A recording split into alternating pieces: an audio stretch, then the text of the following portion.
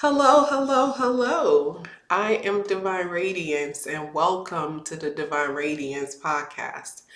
This is a safe space for real conversations about faith, about healing, about transformation, about elevation, about growth, about becoming who you've been called and created to be. This space is a no judgment space, meaning you come as you are. The only thing that we ask is for you to be open to receive. Receive the messages, take a hold of it, take it, implement it, and let it change your life so that you can become the best version of yourself. I am so happy that you keep showing up. And for those of you, if this is your first time here, welcome, welcome, welcome. We are delighted to have you here. And for those of you who have been with me since episode 1 or episode 2 or 3 or whatever episode you joined, welcome back, family. I'm so happy that you keep showing up and keep taking this journey with me because I know we're going somewhere. So keep on and keep showing up throughout this process because everything is a process, right? And sometimes we don't like the process. Not sometimes. Most of the time, we don't like the process. Why? Because the process takes too long and the process can be overwhelming. But I thank you for trusting this process. Thank you for trusting the God in me and joining me each and every single week and trusting this process because we're going somewhere. Because elevation requires that you go through a process. Anywhere you want to go in life, you have to go through a process. Change is a process. Everything is a process. So then how come we hate process? If everything in life is a process, think of it this way. When a woman finds out that she's pregnant, she has to go through her process. She has to go through a process where the baby grows in her stomach. She has to go through doctor's appointments. She has to feed and nurture the baby. She has to go through the process of labor, and then eventually that baby is born, which is the outcome. Most of us, we don't last through the process, right? We like to just skip to the end so we can have the blessings. But sometimes the process is much more important than the ending. So I don't know what process you're going through. I don't know what you've been going through. But today I want to encourage you to trust your process, whatever that might look like. Whatever process you're in, whatever process you're going through, this message is to encourage you to trust your process. Trust the process. I guess that's the title of the message. Trust the process. What exactly do we mean by trust? Trust is to have full faith in something, right? It's to trust. To trust in something is to believe without a shadow or doubt that it is going to work out in your favor. So when you trust your process, you trust that it is going to work out in your favor no matter what it looks like, right? And so I don't care what it looks like now, trust that it's going to look better. Why? Because God is in it with you, right? And so trusting your process requires faith.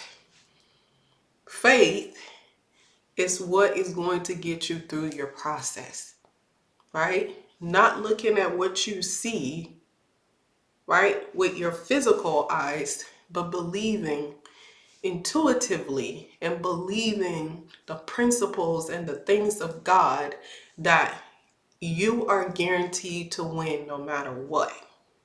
So trust your process. Even when the naysayers are telling you to quit, even when your flesh is wanting to quit, I need you to trust your process. I need you to trust it real heavy. Your faith in your process should be way stronger than your doubt. It should be way stronger than your doubt. way stronger than your negative thinking. Trust your process. Trust that it's going to work out for you. I don't know what it looks like. I don't know what it feels like. And for some of you, I want you to understand that trusting your process doesn't mean that it necessarily will go the way that you want it to go. Because some of us, the outcomes that we're looking for are not the outcomes that God wants for us.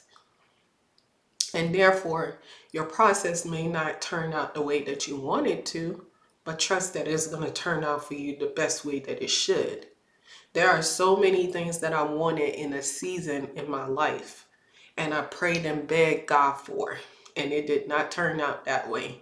And at the time, I was so upset with God. I remember going weeks without talking to God because I was so upset. But then fast forward seasons later, now I thank God for those things not working out. Because see, the thing is, God always knew what was best for me. I didn't know what was best for me. And so I had to trust the process. I had to trust his process because he knows what's best for me. And so whatever season you're in, I need you to trust your process. But more than that, I need you to trust the God who's in charge of your process. I need you to be led by the divine. I need you to trust the divine. Trust the divine. Trust that he has your best interest at heart. Trust that he will make a way out of no way. Trust that all things are working together for your good. Trust in his plans. The Bible says, "For I know the plans that I have for your life, plans to prosper you and not to harm you."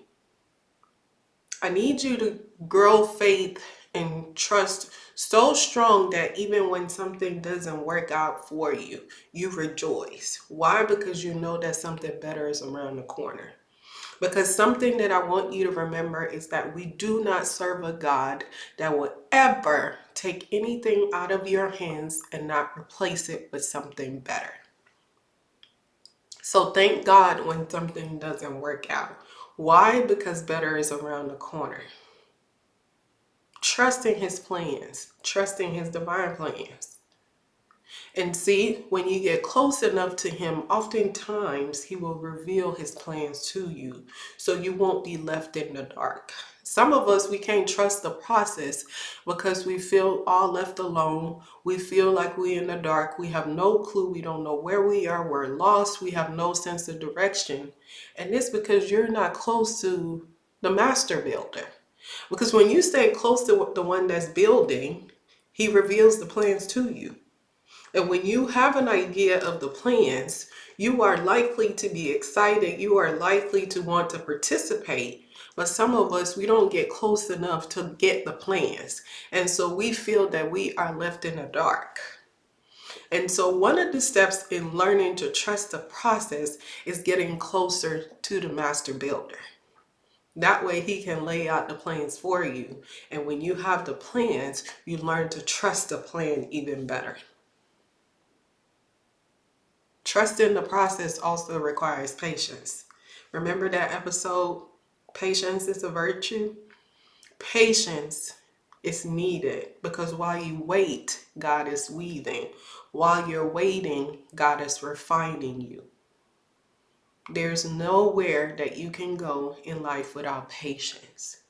And so oftentimes God is character developing in the process, right? Your process is your training ground. Your process is the place where God meets you and he shapes and molds you so that you can be prepared for the blessing he has waiting for you.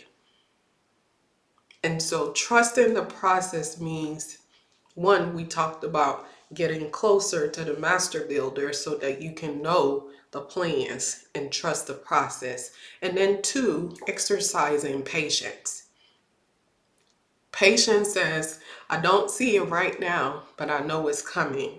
And while I'm waiting, I'm going to do things that will feed my spirit, things that will help me develop to be a better person, so that when the plans come into fruition, I am ready to receive.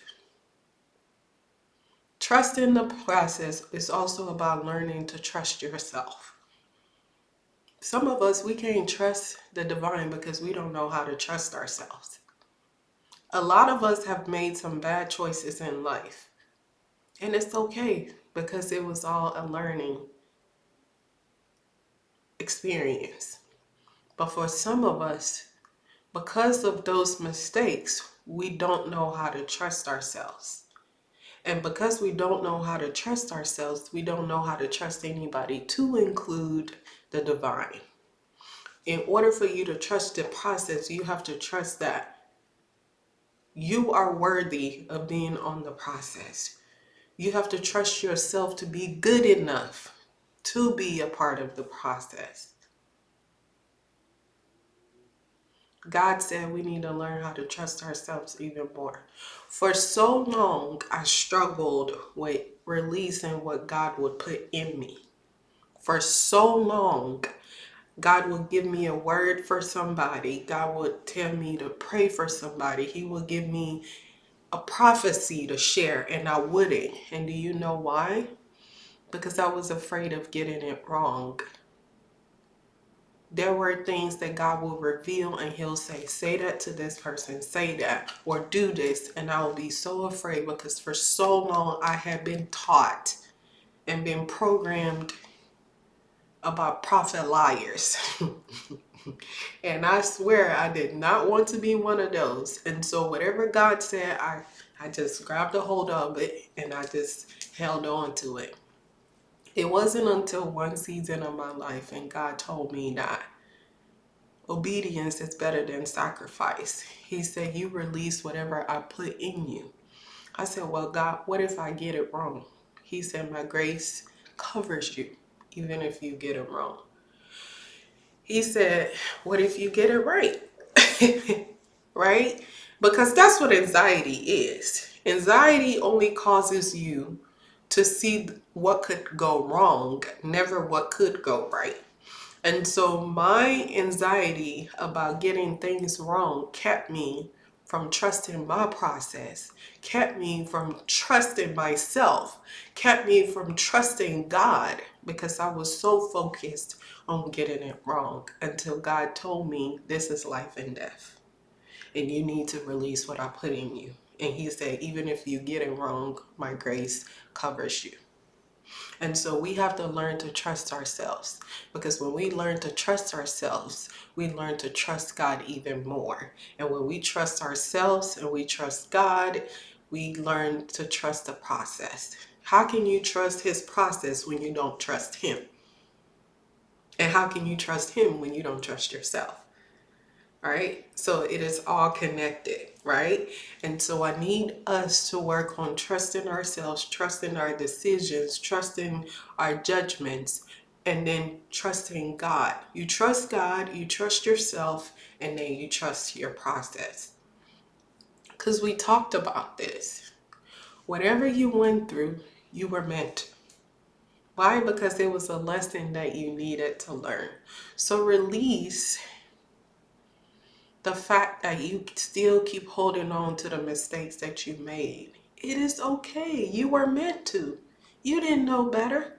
So release it so you can trust yourself even more and keep going so that you can reach the final destination where you've been called and created to be. So trust your process. Trust yourself. Trust your maker. Trust the season that you're in. Because every season is important because it's building you for your nest. Some seasons you are hitting, right? There are seasons where you are hitting. Think of it this way. Football players, basketball players, they only are exposed and play only for certain seasons, because those other seasons, guess what they're doing? They're in the back. They're working. They're building muscle. They're learning the game and they're preparing.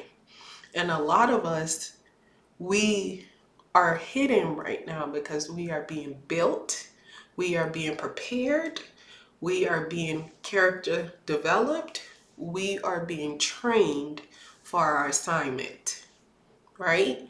And so, what's the point of this? I want you to understand that just because you haven't seen something come into fruition, just because it doesn't look like it, doesn't mean that you're not working towards it.